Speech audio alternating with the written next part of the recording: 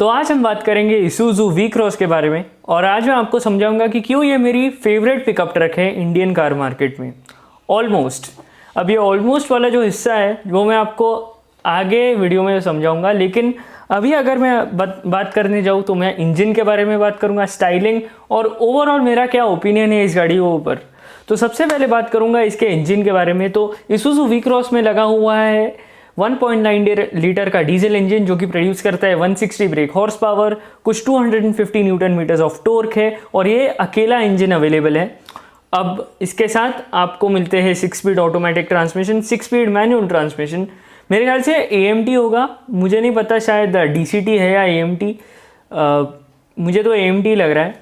लेकिन उसके साथ ही साथ आपको मिलता है ऑल व्हील ड्राइव और फ्रंट व्हील ड्राइव का ऑप्शन, तो ये काफ़ी अच्छा है। एक सर्टन व्हीकल अपने इंडियन कार मार्केट में जो कि इतने साल से बिक रही है, लेकिन ऑल व्हील ड्राइव इस साल जब वो रिफ़्रेश हुई तो वो बेची नहीं रही।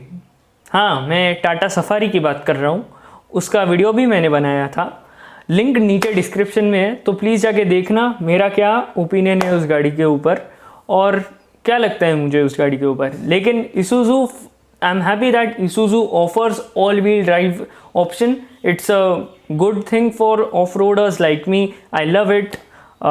लेकिन उसके साथ ही साथ अब हम बात करते हैं फीचर्स के बारे में। तो इस गाड़ी में ओवरऑल सारे फीचर्स जो है वो हमको बाकी SUVs में जो इंडस्ट्री में मिल रहे हैं वो सारे इस SUV में भी मिल रहे हैं, या फिर पिकअप ट्रक में ये सारे फीचर्स मिल रहे हैं with a whole host of accessories which you can put on the pickup truck bed.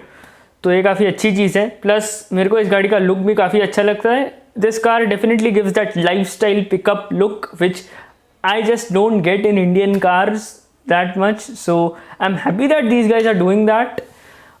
लेकिन और बात करने जाऊँ तो फीचर्स की, तो उसमें लगा है ESP, ABS, traction control, electric seat adjustment, 7 inch touch screen which gives Apple CarPlay and Android auto, और भी बहुत सारी चीज़ें हैं जो कि नॉर्मल गाड़ियों में मिलती रहती है। अब इसके एक्सटीरियर की बात कर ली और अगर हमने इंटीरियर की भी बात कर ली, अब बात करते हैं कि क्यों ये गाड़ी मेरे हिसाब से अच्छी है और क्यों अच्छी नहीं है। तो मैं ऑलमोस्ट वाले पार्ट की बात कर रहा हूँ। तो अभी बात करूँगा क्यों ये गाड़ी अच्छी है। जैसे कि मैंने कहा, लाइफस्टाइल पिकअप और कोई इंडियन कार मार्केट में कोई और दे नहीं रहा, फ्यूचर में आ सकता है लेकिन अभी तो कोई दे नहीं रहा। तो इसूज़ू की तरफ से काफ़ी अच्छी चीज़ है कि वो दे रहे हैं।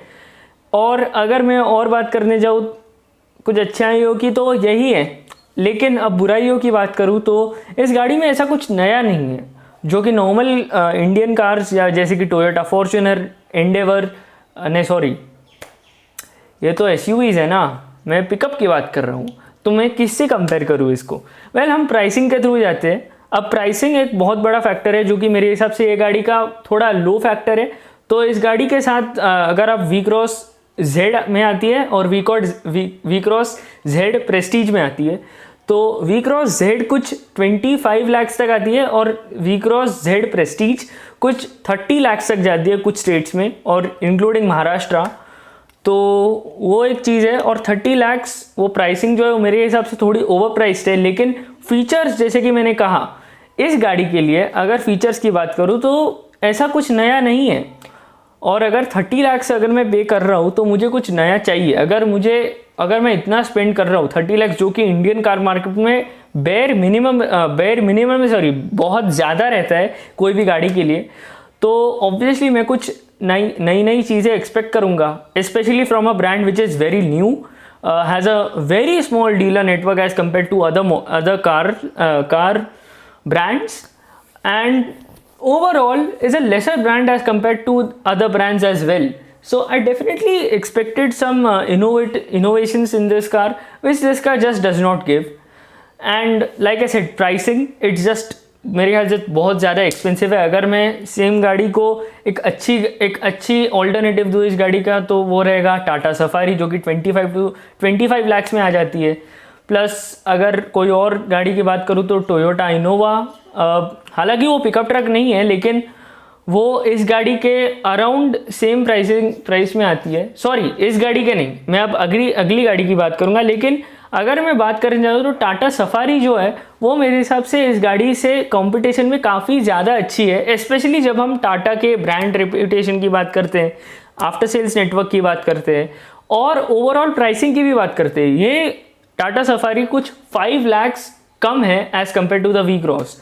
तो मुझे समझ में नहीं आता कि मैं इस गाड़ी के लिए इतना पे क्यों करूँ, तो वही एक रीज़न है।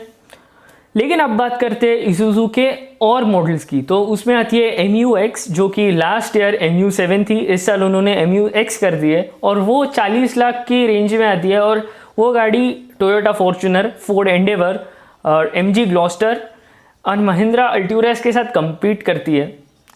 तो इस गाड़ी के मेरे हिसाब से इस गाड़ी के 40 लाख को जस्टिफाई करने, प्राइस टैग को जस्टिफाई करने के लिए इस गाड़ी के पास ऐसा कुछ खास नया नहीं है। और इसूजू जैसे नए ब्रांड के साथ मैं ऑब्वियसली ये चीज़ें मैं एक्सपेक्ट करना चाहूँगा, लेकिन वो दे ही नहीं रहे। और अगर मैं वी क्रॉस की बात कर लूँ तो वी क्रॉस की जो थोड़ी लेस एक्सपेंसिव ब्रदर जो है वो डी मैक्स, तो डी मैक्स जो है वो कुछ 20 to 23 लाख या फिर अराउंड 20 लाख की रेंज में आ जाती है। और उसके कंपैरिजन में मेरे हिसाब से अगर वो एक वर्क ट्रक है, अगर आपको लग्जरियस पिकअप चाहिए तो आप वी क्रॉस लेते हो, अगर आपको वर्क ट्रक चाहिए तो आप डी मैक्स लेते हो। और डी मैक्स के कंपैरिजन में अगर मैं बात करने जाऊँ तो ऑब्वियसली महिंद्रा बुलेरो आती है, वही मैं क्यों ना ले लूँ, वो तो सस्ती पड़ती है और ज़्यादा अफोर्डेबल और ज़्यादा पर्पस बिल्ट है, तो मैं इसूजू डी मैक्स क्यों खरीदूँगा। तो मेरे ख्याल से इसूजू को अपनी प्राइसिंग को थोड़ा फिगर आउट करना चाहिए। लेकिन ओवरऑल मुझे गाड़ी बहुत पसंद है। मुझे पिकअप ट्रक्स इंडिया में अगर और बढ़े, और मुझे लग रहा है कि बढ़ेंगे, जैसे कि बहुत सारे लोगों ने रूमर्स फैलाए कि टोयोटा हाइलक्स जो कि फॉर्च्यूनर के ऊपर बेस्ड है, फोर्ड रेंजर जो कि फोर्ड एंडेवर के ऊपर बेस्ड है, अगर ये दोनों आ गए इंडिया में और अगर 25-30 लाख में आ गए तो मैं बेट मारता हूँ कि इन दो SUVs या फिर पिकअप ट्रक से अगर मैं कंपेयर करूंगा तो वी क्रॉस डेफिनेटली पीछे होगी। तो मैं चाहूँगा कि वी क्रॉस डेफिनेटली थोड़ा अपने अंदर फीचर्स लाए, थोड़ा अपने आप को रिफ़्रेश करे, और ये मिड साइकिल रिफ़्रेश है ये भी मैं समझता हूँ, लेकिन अगले जनरेशन में मुझे जेन्युइनली मेरे को कुछ नई चीज़ें चाहिए। इस जनरेशन के लिए मैं सचमुच कहूँगा कि आप इस गाड़ी को अवॉइड करो। मैंने ऐसे लोगों को देखा है जो कि इसूजू खरीदने वाले थे, वी क्रॉस खरीद सकते थे और उनको लगा था कि कुछ 25 लाख की रेंज तक जाएगा, लेकिन इन्होंने सीधा 30 लाख तक भेज दिया, और 30 लाख बहुत ज़्यादा ऑप्टिमिस्टिक है।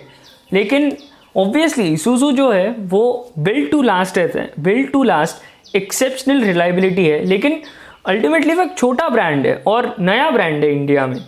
तो ऑब्वियसली मैं एक्सपेक्ट करूंगा कि वो थोड़ा कम प्राइस करे अपनी गाड़ियों को as compared with the competition as well, क्योंकि अगर गाड़ी कम रहेगी तो गाड़ियाँ बिकेगी, अगर गाड़ियाँ बिकेगी तो बातें चालू होंगी, और अगर बातें चालू हुई तो इंडिया में इसूजू और ज़्यादा बड़ा हो सकता है। लेकिन 30 लाख की अगर आप गाड़ी निकालोगे और अगर वैल्यू फॉर मनी नहीं रखोगे तो कैसे चलेगा। मेरे को पता है कि इसूजू रिलायबल है, लेकिन मैं सचमुच चाहूँगा कि वो और ऐसा काम करे जिससे वो अपने आप को और थोड़ा फेमस बना सके, थोड़ा और अपने आप को अच्छे से रिकंस्ट्रक्शन कर सके। और इनफैक्ट इसूजू का जो, अभी मैं आपको एक बहुत बड़ा शॉकर दूंगा, ये इंडिया में सिर्फ मिड साइकिल रिफ्रेश कर रहा है, बाहर के मार्केट्स में जैसे कि थाईलैंड, उधर उन्होंने वी क्रॉस का एक रिफ्रेश्ड वर्जन निकाला है जो कि डीजल के साथ ही साथ नहीं, लेकिन एक पेट्रोल इंजन भी है जो कि 2 लीटर्स तक जाता है और वो कुछ 190 हॉर्स पावर प्रोड्यूस करता है। और मेरे हिसाब से जो 30 लाख का जो अपना जो प्राइस टैग है, ये जस्टिफाई भी थोड़ा थोड़ा हो सकता था अगर फीचर्स होते तो। लेकिन दूसरी चीज़ जो है वो इस गाड़ी का पावर फिगर, अगर इस गाड़ी में थोड़ी ज़्यादा पावर होती 200 to 250, तो मैं तभी भी समझ सकता था कि अगर उन्होंने 30 लाख जस्टिफाई करा है, क्योंकि उसी प्राइस रेंज में मेरे ख्याल से स्कोडा ओक्टाविया VRS भी उसी प्राइस रेंज में मिलती है, तो वैसे भी मैं समझ सकता था। लेकिन अभी इस गाड़ी में ऐसा कुछ खास नहीं है। प्लस ये गाड़ी इंडिया में पिछली जनरेशन पे है, और अगर बाहर के मार्केट्स में इतनी नई जनरेशन आ चुकी है तो इंडियन कार मार्केट में क्यों नहीं आई। तो प्लीज़ मैं सारे सवाल मैं इसूजू से पूछता हूँ, और सचमुच चाहूँगा कि अगर फ्यूचर में कभी Toyota Hilux, Ford ranger Raptor या फिर इवन द वोक्सवैगन एमेरॉक जो कि यूरोपियन कार मार्केट में तूफान लगा रहे हैं, अगर वो इंडिया में आ गए तो इसूजू पीछे पड़ जाएगा, और अगर इसूजू ने जल्दी कैप्चर नहीं करा तो वो बैक मार्कर बन के रह जाएगा, और उसमें मज़ा नहीं है। क्योंकि इसूजू जो है वो मुझे इंडियन कार मार्केट में चाहिए, क्योंकि अगर वैरायटी रहेगी तो कंपटीशन बढ़ता है। और अभी मेरे ख्याल से इसूजू के पास ऐसा कुछ खास नहीं है जो जिससे वो कॉम्पीट कर सके या फिर मार्केट को रेवोल्यूशनाइज कर सके या एवोल्यूशन बना सके अपना, और थोड़ा अपग्रेड कर सके। तो इसीलिए मेरे हिसाब से ये गाड़ी कुछ ऐसी खास नहीं है, और मुझे सचमुच लगता है कि उन्होंने ये चेंज करना चाहिए था। 30 लाख जो है वो थोड़ा ज़्यादा ऑप्टिमिस्टिक है, कम करो यार, 25 या 24 लाख तक जाओ, मैं बोलूँगा इनफैक्ट, ताकि आप अपनी कंपटीशन से लो रखो अपनी प्राइस को, और बिको और अपना ब्रांड इमेज बनाओ। आप मेरे को बताओ कि आपको क्या लगता है कमेंट्स में कि इसूजू को क्या करना चाहिए, और कम करनी चाहिए या फिर सेम प्राइस पे पावर बढ़ानी चाहिए। लेकिन इसी के साथ ऑफ कोर्स ये वीडियो ख़त्म होता है। अगर आपको ये वीडियो पसंद आया तो प्लीज़ लाइक दबाइए, सब्सक्राइब दबाइए और बेल आइकन दबाइए, ताकि आप इस वीडियो को सबसे जल्दी देख सको। और अगर आप इधर हो तो प्लीज़ जाके मुझे अपने सोशल मीडिया हैंडल्स पे भी फॉलो करो, लिंक्स डिस्क्रिप्शन में दे रखे हैं। और इसी के साथ ये वीडियो होता है ख़त्म। मैं आपको मिलूँगा अगली वीडियो में।